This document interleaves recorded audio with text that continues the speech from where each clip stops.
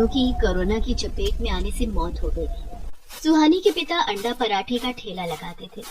माता पिता के गुजर जाने के बाद सुहानी ने अंडा पराठे का ठेला लगाना शुरू कर दिया।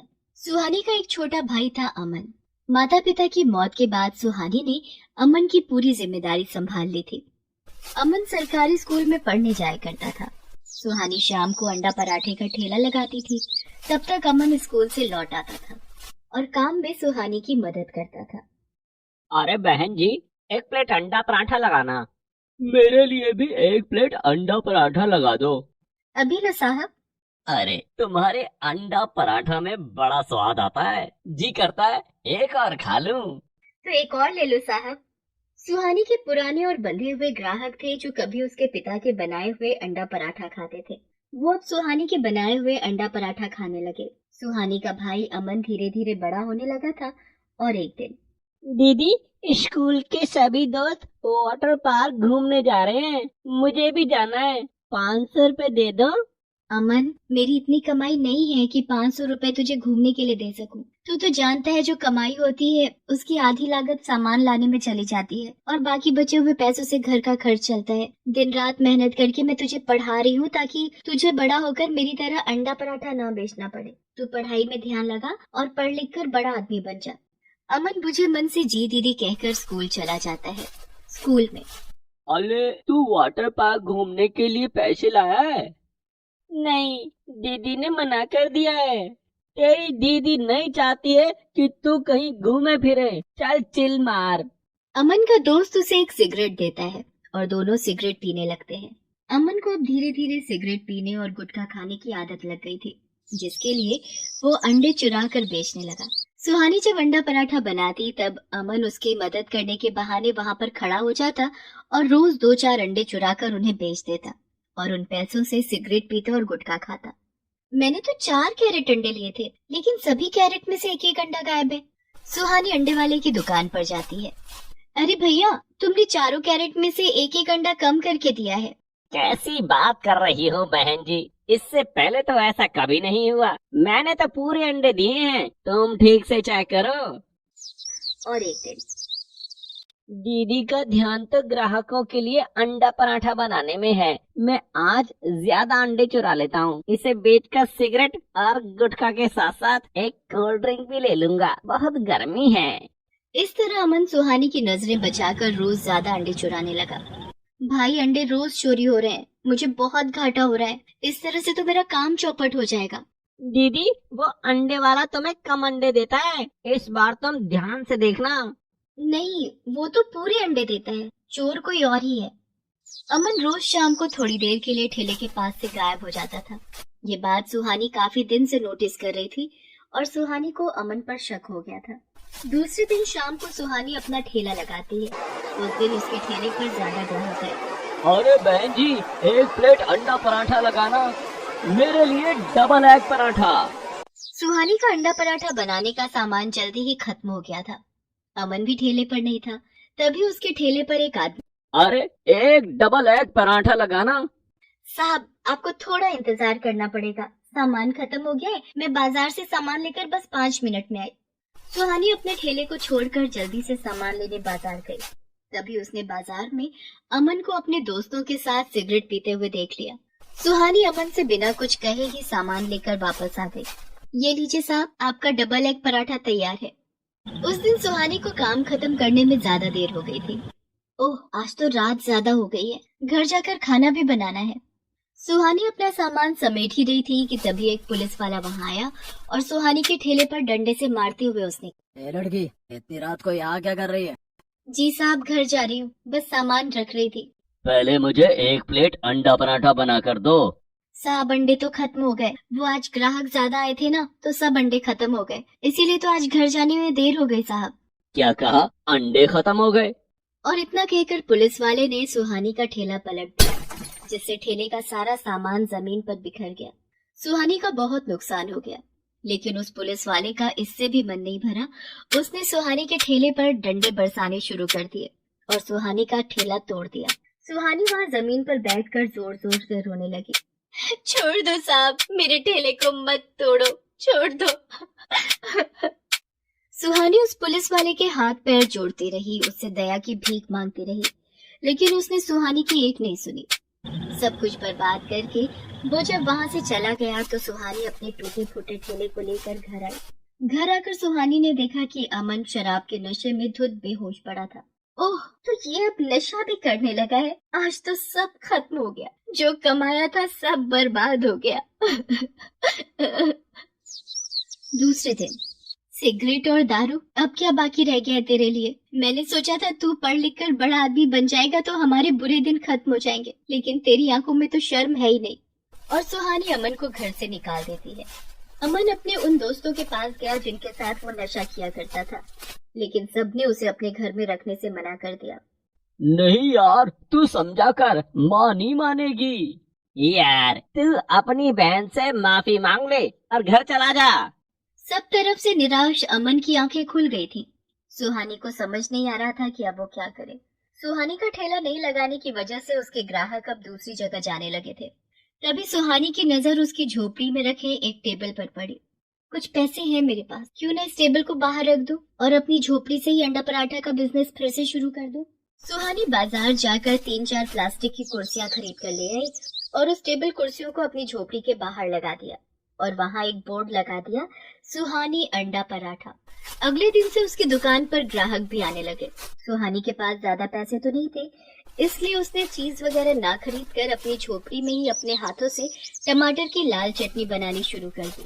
अरे 1 प्लेट अंडा पराठा लगाना और हाँ, लाल चटनी जरूर देना। जी साहब। 1 प्लेट बटर अंडा पराठा लगा दो। डबल एग बटर पराठा लगा दो। मेरे लिए भी, मेरे लिए भी। अरे वाह, लाल चटनी तो बहुत ही लाजवाब बनी है। इसके साथ अंडा पराठा खाने का मजा ही अलग है। दर-दर की ठोकरें खाकर और रात सड़कों पर गुजार कर अमन को अपनी बहन की याद आ रही थी। दीदी ने मेरे लिए बहुत कुछ किया, बदले में मैंने उनकी मदद करने की बजाय उन्हें निराश किया। अमन सुहानी के पास जाता है। दीदी, मुझे माफ कर दो, प्लीज दीदी, मैं अब ऐसी गलती दोबारा नहीं करूँगा। सुहानी उसे गले से लगा लेती है। अमन अब रोज स्कूल जाने लगा था और शाम को अंडा पराठा बनाने में सुहानी की मदद करता था। सुहानी अंडा पराठा बनाती और अमन उसे ग्राहकों को परोसता था। अमन, ये 4 अंडा पराठा और लाल चटनी पैक करके नंदू चाचा की दुकान पर दिया। ठीक है दीदी।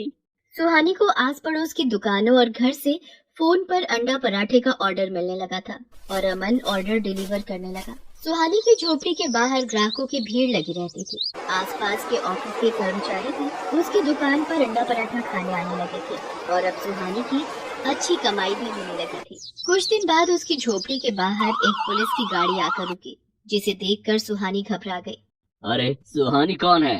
जी साहब, मैं हूँ। जिस पुलिस वाले ने तुम्हारा ठेला तोड़ा था उसे सजा दे दी गई है। अब तुम अपना ठेला वहाँ लगा सकती हो।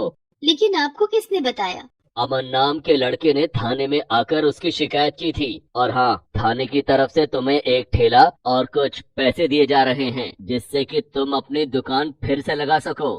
धन्यवाद साहब, आपका बहुत बहुत धन्यवाद।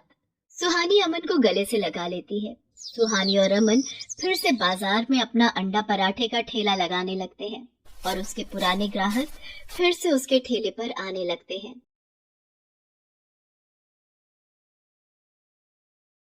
सोना सिर्फ 6 साल की थी जब उसके माता पिता एक एक्सीडेंट में मारे गए और तब से ही सोना की जिंदगी बद से बदतर होती चली गई।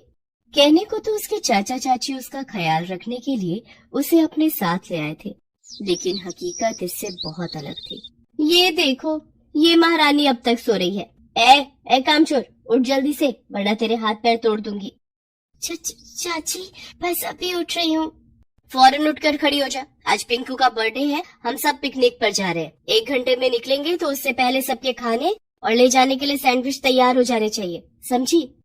चाची, मैं भी चलूं क्या आपके साथ? कोई जरूरत नहीं है, तुझे पाल रहे हैं ये कम है क्या, जो अब तुझे घुमाने फिराने का भी ठेका ले ले हम।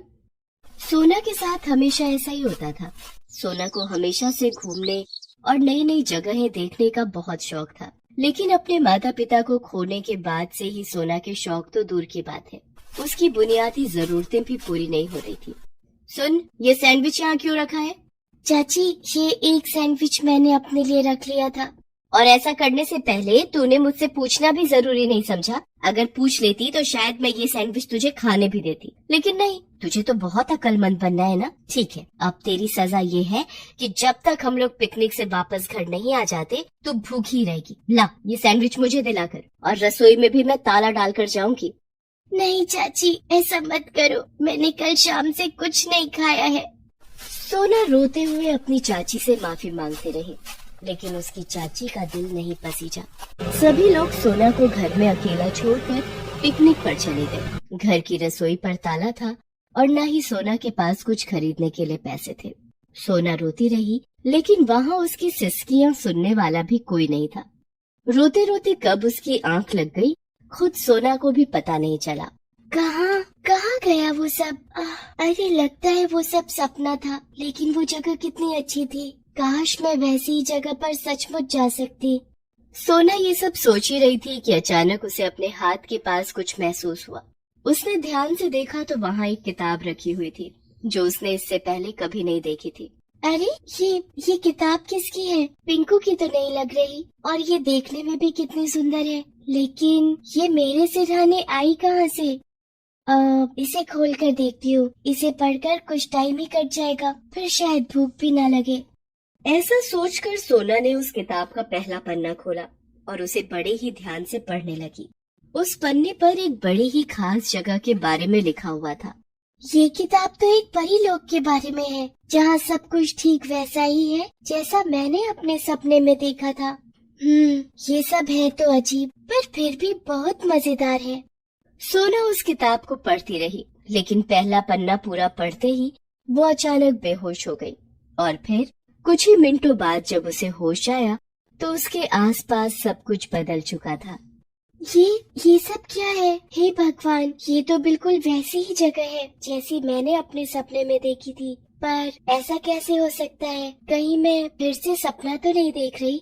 नहीं सोना, ये सपना नहीं, सच है। तुम हमारे परीलोक में हो। ये सारी बातें सोना से एक परी ने कही, जो उसके ठीक सामने ही खड़ी थी। सोना हैरान थी क्योंकि उस परी ने जो कुछ कहा वो बिल्कुल सच था। आप कौन है? और वो किताब कहाँ गई?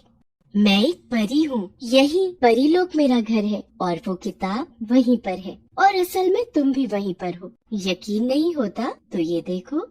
इतना कहकर उस परी ने सोना की तरफ एक जादुई आईना बढ़ा दिया, जिसमें सोना अपने पुराने रूप और पुराने घर में ही थी और आराम से सो रही थी।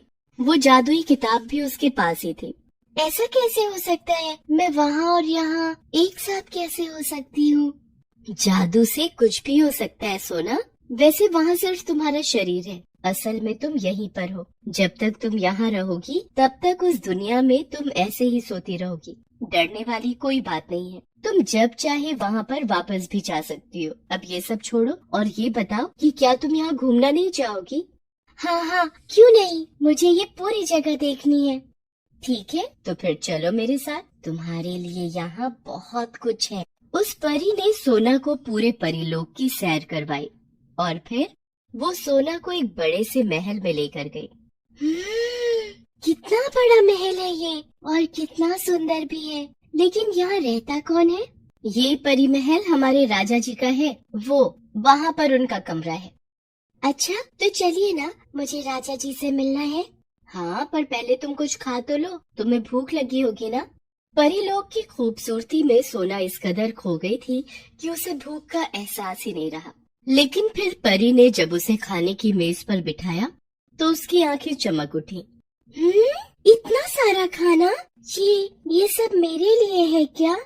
हाँ, सब तुम्हारे लिए है, खाओ ना। उस दिन सोना ने कई सालों के बाद जी भर कर खाया और फिर थैंक यू परी जी, सच में मजा ही आ गया। अब हम क्या करेंगे? तुम्हें राजा जी से मिलना था ना, तो फिर चले। लेकिन रुको, तुम ये कपड़े पहनकर राजा जी के सामने नहीं जा सकते। इतना कहकर परी ने अपनी जादुई छड़ी घुमाई और इसके साथ ही सोना के फटे पुराने कपड़े एक सुंदर सी पोशाक में बदल गए। अब सोना भी बिल्कुल एक परी जैसी ही लग रही थी। अब तुम राजा जी से मिल सकती हो। चलो मेरे साथ, और मेरी एक बात ध्यान से सुनो। राजा जी से अदब से बात करना, उनसे ऐसा कुछ मत कहना जिससे वो नाराज हो जाए। जी ठीक है, मैं ध्यान रखूंगी। इसके बाद वो परी सोना को राजा जी के कमरे में लेकर गई। वो कमरा बहुत ही बड़ा और शानदार था। ऐशो आराम की हर चीज थी उस कमरे में। सोना, तुम यहीं बैठकर इंतजार करो, राजा जी बस आते ही होंगे। अब मैं तुमसे थोड़ी देर में मिलती हूँ। इतना कहकर परी वहाँ से चली गई और सोना काफी देर वहीं इंतजार करती रही। फिर अचानक उसे कुछ हलचल सुनाई दी। कौन कौन है? ये आप हैं क्या राजा जी? सोना की बात का किसी ने जवाब नहीं दिया, लेकिन उसे एक विशाल कदकाठी वाली परछाई दिखाई दी। सोना समझ गई कि ये परीलोक के राजा ही हैं। सोना ने फौरन झुककर राजा जी का अभिवादन किया। राजा जी, मैं सोना हूँ। एक जादुई किताब मुझे यहाँ लेकर आई है। यहाँ सब कुछ बहुत अच्छा है और सब लोग भी बहुत अच्छे हैं। वो परी जी, उन्होंने मुझे कितने प्यार से खाना खिलाया, मुझे ये ड्रेस गिफ्ट की। सच में मुझे यहाँ आकर बहुत अच्छा लगा। लेकिन अब मुझे वापस जाना होगा क्योंकि मेरे चाचा चाची घर आने ही वाले होंगे। उनके आने से पहले मुझे वापस जाना होगा। नहीं, तुम कहीं नहीं जाओगी, कभी नहीं जाओगी। आपका चेहरा और आपकी आवाज। नहीं, मुझे घर जाना है, अभी जाना है। देखो, तुम रो नहीं, तुम जाना चाहती हो ना, तो ठीक है, तुम जा सकती हो। सोना बुरी तरह से डर गई थी क्योंकि असल में परीलोक का राजा एक राक्षस था जो देखने में बहुत ही भयानक था और उसकी आवाज भी बहुत डरावनी थी। सोना परीलोक में एक पल भी नहीं रुकना चाहती थी, वो बस रोए जा रही थी। राजा ने फौरन परी को बुलाकर सोना को वापस उसके घर भेजने का आदेश दिया। लेकिन राजा जी, अगर सोना चली गई तो आपको उस जादूगर के श्राप से मुक्ति कैसे मिलेगी? श्राप? कैसा श्राप?